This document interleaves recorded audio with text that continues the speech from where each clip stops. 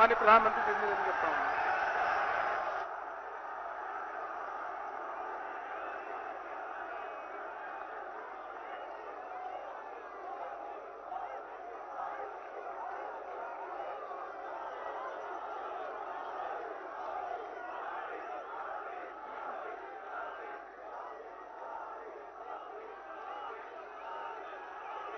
Bharatiya Janata party के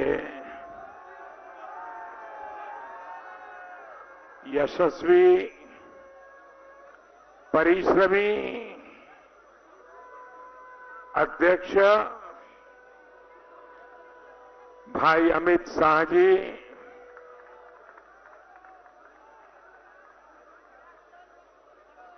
Bharatiya Janata party के सभी वरिष्ठ साथी और प्यारे भाई और बहनों,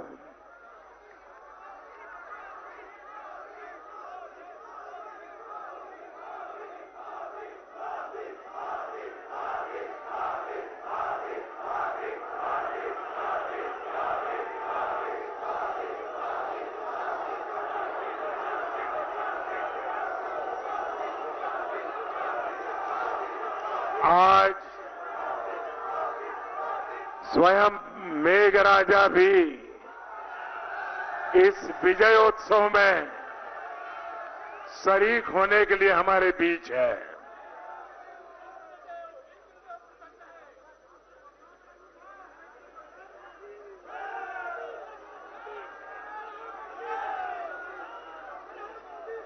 दो 2019 लोकसभा का जनादेश हम सब देशवासियों के पास नए भारत के लिए जनादेश लेने के लिए गए थे। आज हम देख रहे हैं देश की कोटि कोटि नागरिकों ने इस फकीर की झोली को भर दिया।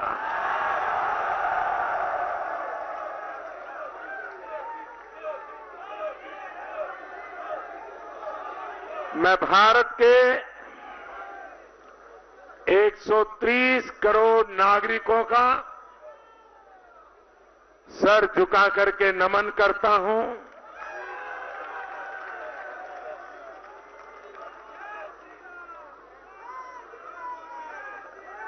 लोकतांत्रिक विश्व में 2019 का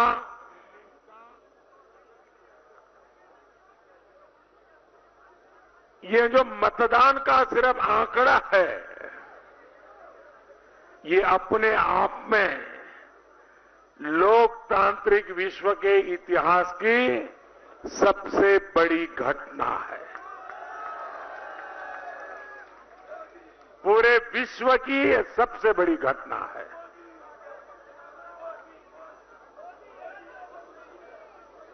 देश आजाद हुआ, इतने लोकसभा के चुनाव हुए, लेकिन आजादी के बाद इतने चुनाव होने के बाद सबसे अधिक मतदान इस चुनाव में हुआ है, और वो भी 40-42 डिग्री गर्मी के बीच में।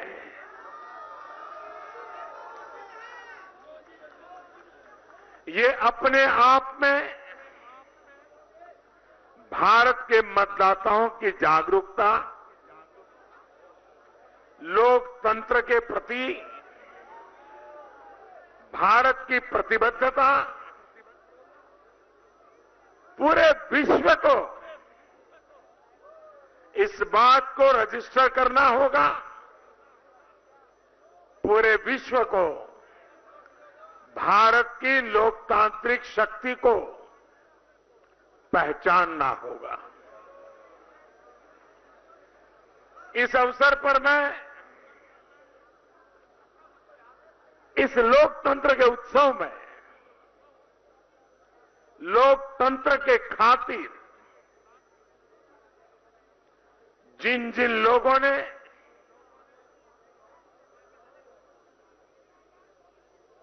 बलिदान दिया है,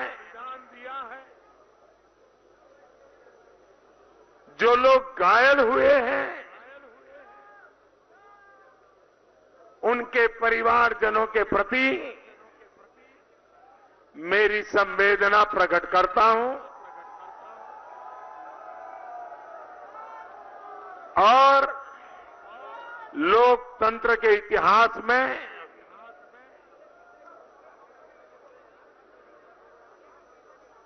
लोकतंत्र के लिए मरना ये मिसाल आने वाली पीढ़ियों को प्रेरणा देती रहेगी। मैं चुनाव आयोग को, सुरक्षा बलों को, इस लोकतंत्र उत्सव की व्यवस्था को संभालने वाले हर किसी को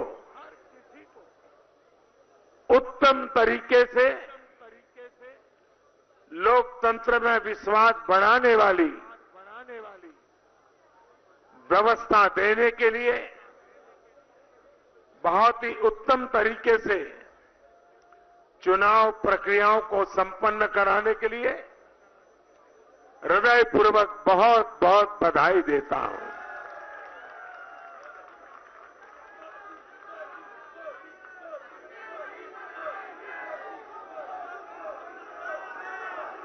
साथियों,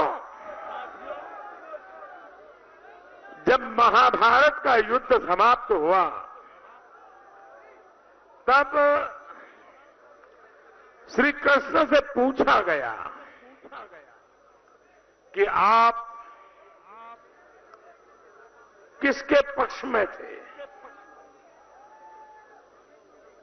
मैं समझता हूं उस समय महाभारत के काल में भगवान श्री कृष्ण ने जो जवाब दिया था वो आज 21वीं सदी में 2019 के इस चुनाव में हिंदुस्तान के 130 करोड़ नागरिकों ने, जनता जनार्दन ने श्री कृष्ण के रूप में जवाब दिया है।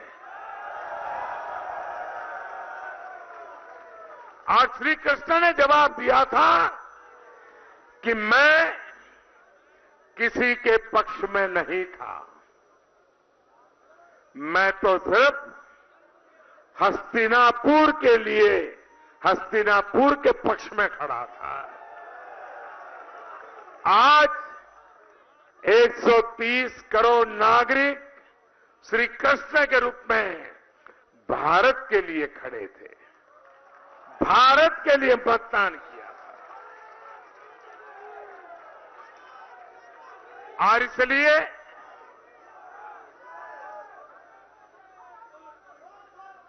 देश के सामान्य नागरिक की भावना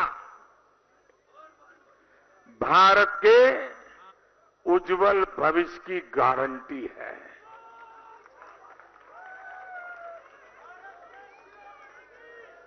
इस चुनाव में मैं पहले दिन से कह रहा था, ये चुनाव कोई दल नहीं लड़ रहा है, कोई उम्मीदवार नहीं लड़ रहा है, कोई नेता नहीं लड़ रहा है, ये चुनाव देश की जनता लड़ रही है। जिनके आंख कान बंद थे उनके लिए मेरी बात समझना मुश्किल था, लेकिन आज मेरी वो भावना को जनता जनार्दन ने प्रकट कर दिया है और इसलिए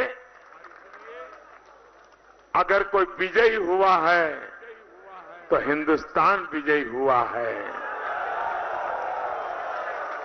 अगर कोई विजयी हुआ है तो लोकतंत्र विजयी हुआ है।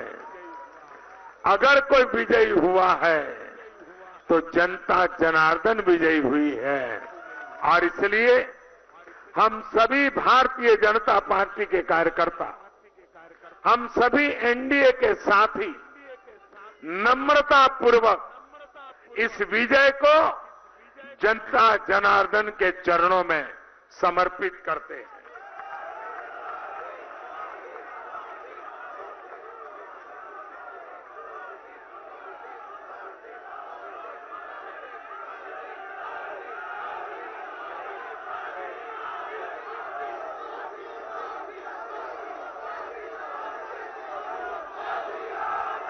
इस लोकसभा के चुनाव में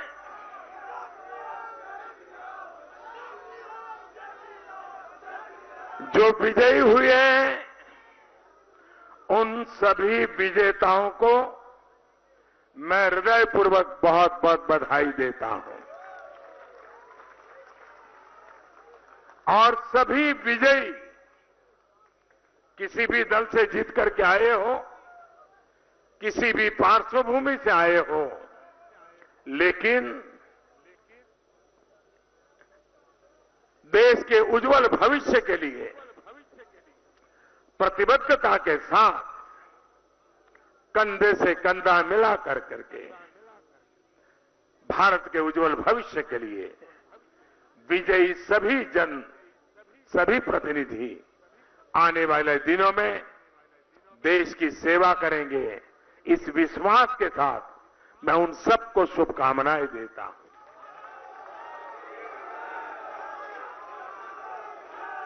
चार राज्यों में भी चुनाव थे, उड़ीसा, आंध्र, सिक्किम, अरुणाचल।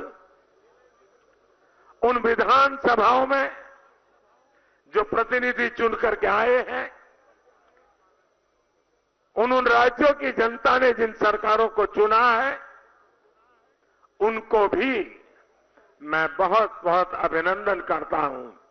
और मैं उनसे भी सरकारों को विश्वास दिलाता हूं कि भारतीय जनता पार्टी भारत के संविधान को समर्पित है, भारत के संविधान प्रति समर्पित है और फेडरलिज्म पर समर्पित है। और इसलिए इन चीजों को विजय प्राप्त करने वाले लोगों को मैं विश्वास दिलाता हूं कि केंद्र सरकार उन राज्यों की विकास यात्रा में पूरी तरह कंधे से कंधा मिला करके उनके साथ चलेगी। जैसा हमारे अध्यक्ष जी ने कहा कि भारतीय जनता पार्टी की करोड़ों कार्यकर्ता, उनके परिश्रम, उनका पुरुषार्थ, इतना गर्व होता है कि जिस दल में हम हैं, उस दल में ऐसे दिलदार लोग हैं।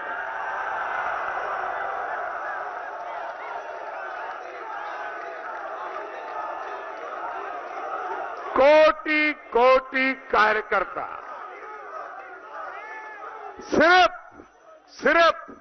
सिर्फ एक ही भाव, भारत माता की जय,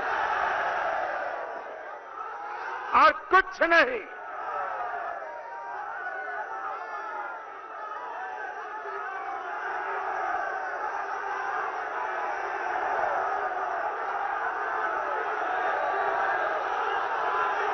वे कार्यकर्ता,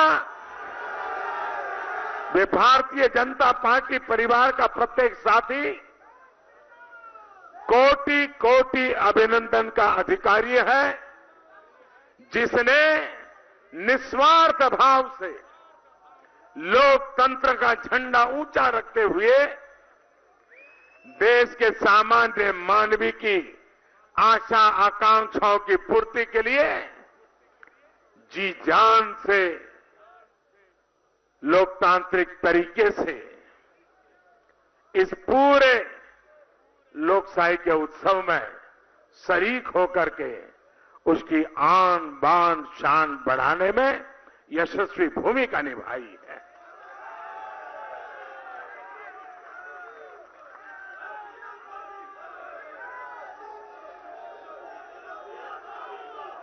भारतीय जनता पार्टी की विशेषता है और विशेषता ये है कि हम कभी दो भी हो गए, हम कभी दो भी हो गए, लेकिन हम कभी अपने मार्ग से विचलित नहीं हुए। आदर्शों को ओझल नहीं होने दिया, न रुके, न थके, न झुके। कभी हम दो हो गए तो भी, और आज दोबारा आ गए। दो से दोबारा आने तक इस यात्रा में अनेक उतार चढ़ाव आए हैं। दो थे तब भी निराश नहीं हुए, दोबारा आए तो भी न हमारी नम्रता छोड़ेंगे, न हमारा विवेक छोड़ेंगे, न हमारे आदर्शों को छोड़ेंगे, न हमारे संस्कार को छोड़ेंगे।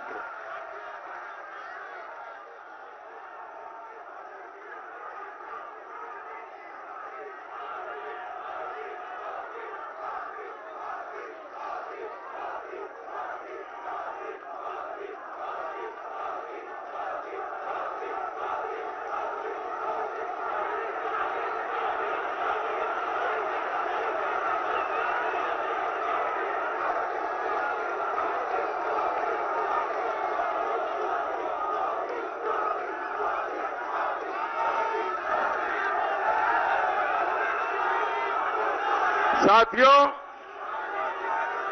अभी हमारे अध्यक्ष जी चुनाव नतीजों की कुछ हाइलाइट्स बता रहे थे।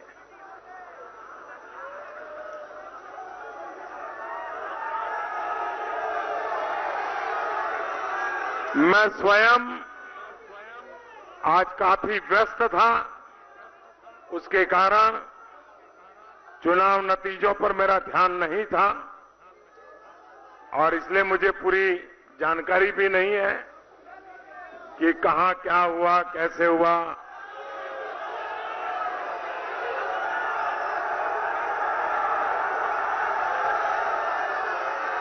लेकिन अध्यक्ष जी ने जो विस्तार से बताया, मैं आज रात के बाद समय निकाल करके देखूंगा कि आज दिन भर क्या क्या हुआ है। लेकिन जो अध्यक्ष जी ने बताया, ये अपने आप में हिंदुस्तान के पॉलिटिकल पंडितों को उनकी सारी 20वीं सदी की सोच को छोड़ना पड़ेगा। 21वीं सदी है, ये नया भारत है। ये चुनाव का विजय, कोई कहता है मोदी मोदी मोदी, ये मोदी का विजय नहीं है। ये देश में ईमानदारी के लिए तड़पते हुए नागरिक की आशा आकांक्षाओं का विजय है। 21वीं सदी के सपनों को लेकर के चल पड़े नौजवान का विजय है। ये विजय आत्मसम्मान, आत्मगौरव के साथ एक शौचालय के लिए तड़पती हुई उस मां का विजय है। ये विजय उस बीमार व्यक्ति का है जो 4-4, 5-5 साल से पैसों के अभाव में उपचार नहीं करवा पा रहा था, जिसका आज उपचार हो पाया, उसके आशीर्वाद की विजय है। ये विजय देश के उन किसानों की है कि जो पसीना बहा करके राष्ट्र के पेट भरने के लिए अपने पेट को भी परेशान करते रहता है और खुद जहमत उठाता रहता है, ये उसकी विजय है। ये उन 40 करोड़ असंगठित मजदूरों की विजय है जिनको पहली बार लेफ्ट के लोगों ने विचार बहुत रखे होंगे, लेकिन इस देश में एक ऐसी सरकार जिस पर लेफ्ट का लेबल तो नहीं है, लेकिन 40 करोड़ लोगों के लिए, असंगठित कामदारों के लिए पेंशन योजना लागू करके उनको सम्मान जीवन देने का काम किया है। ये उनका विजय है। उन बेघर जिंदगी गुजारते गुजारते आज पक्के घर में रहने गए हैं, उनका विजय है। और जिनका 2022 तक पक्का घर बनना तय है, उनका विजय है। भाइयों बहनों, ये विजय उन मध्यम वर्ग के परिवार का है कि जो कानून नियमों का पालन करता रहा, जो देश की भलाई के लिए टैक्स देता रहा, लेकिन न उसे कभी सम्मान मिला और न ही कभी उसको भरोसा हुआ कि जो टैक्स देता है वो सचमुच में देश के काम आता है क्या। 5 साल में उसने अनुभव किया कि जो दे रहा है वो सही जगह पे जा रहा है, सही काम आ रहा है। उस मध्यम वर्ग के मन को जो संतोष हुआ है, वो संतोष इस चुनाव नतीजों में नजर आ रहा है। ईमानदारी को जो ताकत मिली है, उस ताकत को इस चुनाव ने एक नई स्वीकृति दी है। और इस प्रकार से जो बदलाव आया है, उस बदलाव ने ये परिवर्तन लाया है। भाइयों बहनों, हमारे देश में ये चुनाव ऐसा हुआ, वरना आपने देखा होगा 30 साल तक लगातार देश में, विशेष रूप से, वैसे ये ड्रामेबाजी तो लंबे समय से चल रही है,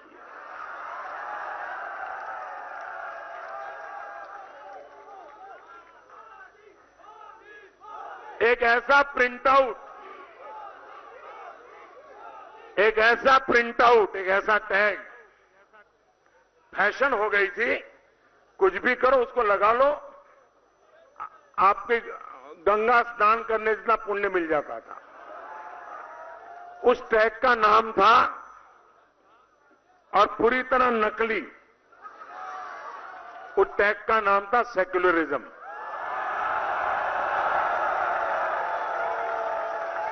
और नारे लगते थे, सेक्युलर एक हो जाओ, सेक्युलर एक हो जाओ। आपने देखा होगा 2014 से 19 आते आते उस पूरी जमात ने बोलना ही बंद कर दिया। इस चुनाव में एक भी राजनीतिक दल सेक्युलरिज्म का ये नकाब पहन करके देश को गुमराह करने की हिम्मत नहीं कर पाया है। ये बेनकाब हो गए। दूसरा, हिंदुस्तान में कोई चुनाव ऐसा नहीं गया जिसके केंद्र बिंदु में महंगाई न रही हो। ये चुनाव ऐसा है जहां महंगाई, एक भी विरोधी दल ने आरोप नहीं लगाया। ये चुनाव ऐसा है कि जिसमें हिंदुस्तान के पिछले कोई भी चुनाव उठा लीजिए, सब चुनाव भ्रष्टाचार के मुद्दे से रंगे गए थे। भ्रष्टाचार के मुद्दों पर चुनाव लड़े गए थे, भ्रष्टाचार के मुद्दे पर जवाब देने पड़े थे। ये पहला चुनाव था जिसमें इस देश का कोई राजनीतिक दल 5 साल के शासन पर भ्रष्टाचार का एक आरोप नहीं लगा पाया, चुनाव का एक मुद्दा नहीं। भारत के लोकतंत्र में ये 3 चीजें कांस्टेंट रही है, इस चुनाव में मिसिंग थी, और इसलिए पॉलिटिकल पंडितों को समझ नहीं आ रहा था किस तराजू से चीजों को तोला जाए। भाइयों बहनों, इस चुनाव ने 21वीं सदी की एक मजबूत नींव हमारे सामाजिक सार्वजनिक राजनीतिक जीवन के लिए निर्मित की है। और मैं चाहूंगा कि जो देश का उज्जवल भविष्य चाहते हैं, सरकार कौन बने, किसकी बने, कौन आए कौन जाए, वो तो जनता तय करती रहेगी। लेकिन भारत के उज्जवल भविष्य के लिए, देश की एकता और अखंडता के लिए अब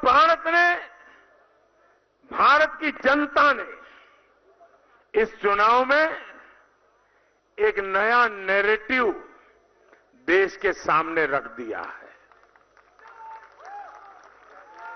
सारे समाजशास्त्रियों को अपनी पुरानी सोच पर पुनर्विचार करने के लिए देश के गरीब से गरीब व्यक्ति ने मजबूर कर दिया है। और वो क्या है? अब इस देश में सिर्फ 2 जाति बचेगी। 2 जाति ही रहने वाली है और देश इन 2 जाति पर ही केंद्रित होने वाला है। ये जाति के नाम पर खेल खेलने वाले लोगों को ये बहुत बड़ा प्रहार इस चुनाव में हुआ है। और 2 जाति है, कौन सी? अब 21वीं सदी में भारत में एक जाति है गरीब। भारत की एक जाति है गरीब और दूसरी जाति है देश को गरीबी से मुक्त कराने के लिए कुछ न कुछ अपना योगदान देने वालों की। एक वो है जो गरीबी से बाहर आना चाहते हैं, दूसरे वो है जो देश को गरीबी से मुक्त कराना चाहते हैं। ये 2 ही जाति है और इसलिए हमें 21वीं सदी में इन दोनों को सशक्त करना है। जो गरीबी से बाहर जिसको लाना है उसको भी सशक्त करना है और गरीबी से बाहर लाने में जो बढ़ चढ़ करके मदद कर रहा है उसको भी ताकतवर बनाना है। ये 2 शक्तियां इस देश पर गरीबी के कलंक को मिटा सकती है। इस सपने को लेकर के हमें चलना है।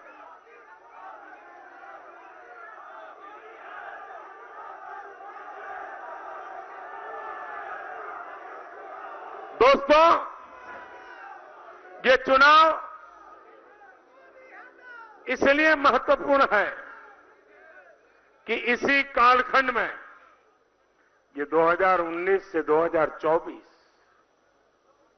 ये 5 साल का कार्यकाल और इतना प्रचंड जनमत, प्रचंड मैंडेट, बहुत बड़ी घटना है जी। विश्व को अचंभित करने वाली घटना है।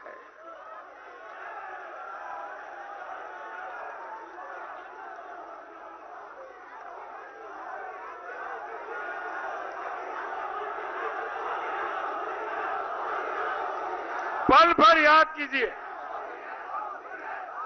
यही समय है जब महात्मा गांधी के 150 वर्ष देश मनाएगा। यही समय है जब 2022 में भारत की आजादी के 75 साल मनाएगा। गांधी 150 और भारत 75, ये हमारे लिए इन 5 साल को 1942 से 1947 के साथ हम प्रतिपल जोड़ करके देखें। 1942 से 1947 देश का हर व्यक्ति जो भी करता था आजादी के लिए करता था। स्कूल छोड़ देता था आजादी के लिए, जेल जाता था आजादी के लिए, खादी पहनता था आजादी के लिए, झाड़ू लगाता था आजादी के लिए। बच्चों की पढ़ाई करवाता था आजादी के लिए, स्वदेशी का पालन करता था आजादी के लिए। 42 से 47 तक एक जन आंदोलन ने देश को आजादी पाने में बहुत बड़ी मदद की थी। ये 2019 से 2024 ये कालखंड देश की आजादी के सिपाहियों का स्मरण करने का है। और देशवासी भी तय करें कि इन 5 साल का हम 130 करोड़ लोग, उस समय तो जनसंख्या भी इतनी नहीं थी और बड़ी बड़ी सल्तनत को परास्त कर दिया था। आज हम 130 करोड़ लोग हैं। अगर हम संकल्प कर लें कि देश को सभी मुसीबतों से मुक्त करना है, देश को एक समृद्ध राष्ट्र की तरफ ले जाना है, एक विकसित भारत बनाकर के साथ लेनी है, हमारे गरीब से गरीब की सामान्य आवश्यकता है उसको पूर्ण करना है।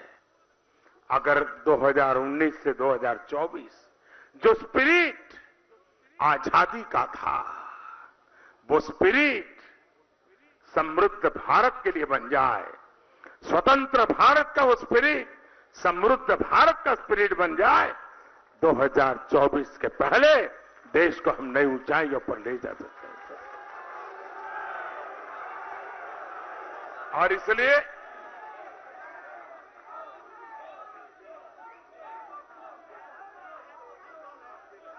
और इसलिए दोस्तों कि इस चुनाव को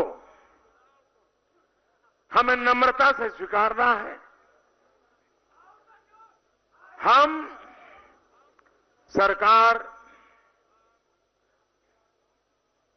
तो बहुमत से बनती है और जनता ने बना भी दी है, लेकिन लोकतंत्र के संस्कार, लोकतंत्र का स्पिरिट, भारत के संविधान का स्पिरिट हमें इस बात के लिए जिम्मेवारी देता है कि सरकार भले बहुमत से बनती हो, लेकिन देश सर्वमत से चलता है।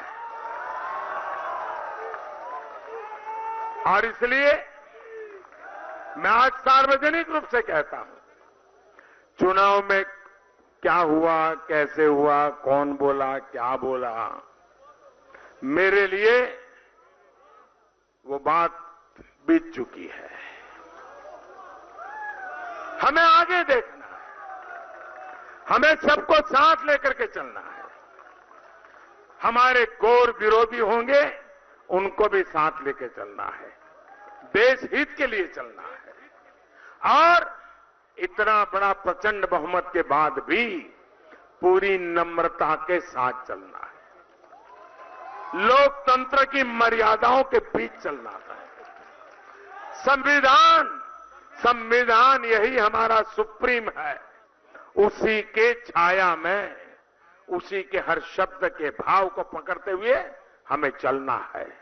और उस काम में भारतीय जनता पार्टी का कोई कार्यकर्ता भी, हिंदुस्तान का हर कोई नागरिक भी उसी उमंग और उत्साह के साथ हमसे जुड़ेगा, ये मेरा विश्वास है। भाइयों बहनों, देश ने हमें बहुत दिया है। मैं आज इस पल देशवासियों के सामने भी कुछ कहना चाहता हूं। मैं देशवासियों को विश्वास दिलाना चाहता हूं कि आपने इस फकीर की झोली तो भर दी,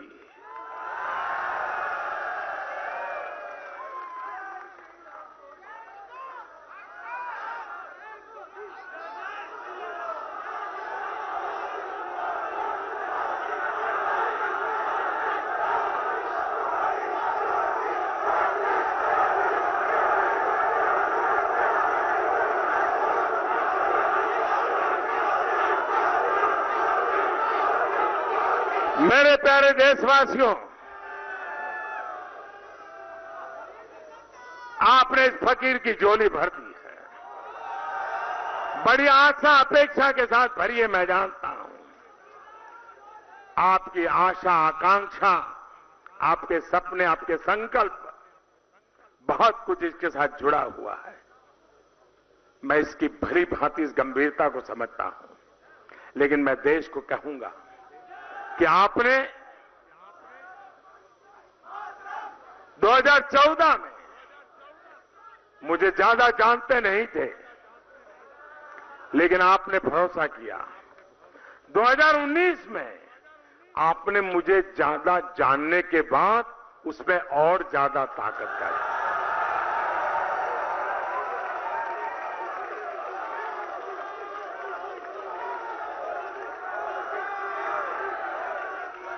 मैं इसके पीछे की भावना को भली भांति समझता हूं। मैं भली भांति समझता हूं। जैसे अमित भाई कह रहे थे कि बहुत वर्षों के बाद एक चुनी हुई सरकार दूसरी बार पूर्ण बहुमत से और पहले से अधिक ताकत के साथ जीत करके आए, इसका मतलब देश की जनता का कितना भरोसा है, और भरोसा जैसे बढ़ता है जिम्मेवारी और ज्यादा बढ़ती है।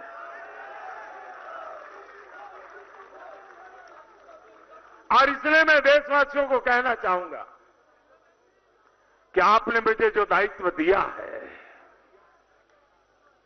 हमारे एनडीए के सब साथियों ने जो हमें समर्थन दिया है, एनडीए के साथियों ने भी मिलकर के पूरी मेहनत की है, तब जाकर के मैं देशवासियों से आज जरूर कहना चाहूंगा, और इसे मेरा वादा मानिए, मेरा संकल्प मानिए, मेरा समर्पण मानिए, मेरी प्रतिबद्धता मानिए, लेकिन मैं जरूर कहूंगा कि आपने फिर से जो मुझे काम दिया है, आने वाले दिनों में भी मैं आने वाले दिनों में मैं बद इरादे से, बदनीयत से कोई काम नहीं करूंगा।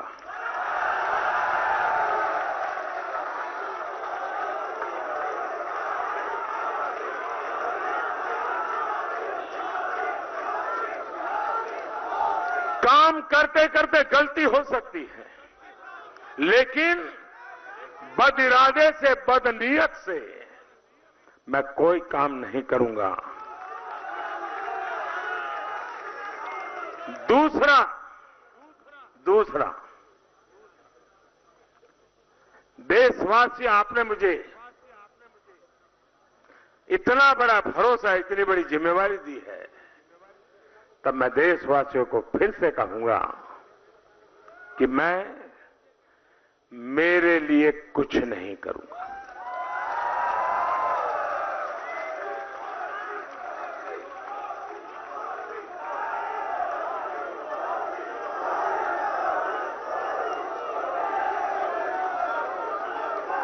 और तीसरी बात, मैं सार्वजनिक रूप से कहना चाहूंगा, और तीसरी बात, मेरे समय का पल पल, मेरे शरीर का कण कण सिर्फ और सिर्फ देशवासियों के लिए है।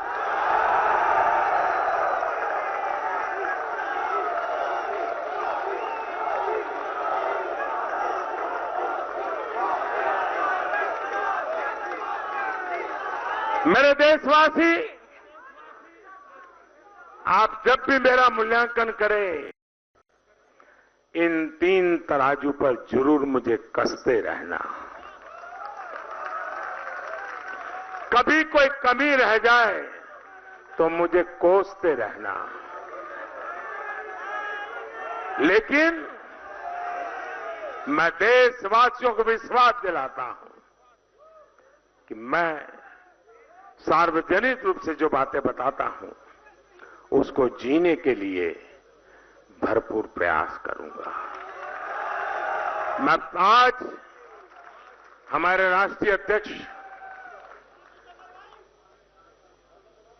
उनकी पूरी टीम, राज्यों के अध्यक्ष, राज्यों की टीम, पार्टी के पन्ना प्रमुख तक के लोग, कुछ लोग पन्ना प्रमुख की बड़ी मजाक उड़ाते रहते हैं, लेकिन उस पन्ना प्रमुख की ताकत क्या होती है वह इस चुनाव में पता चल गया।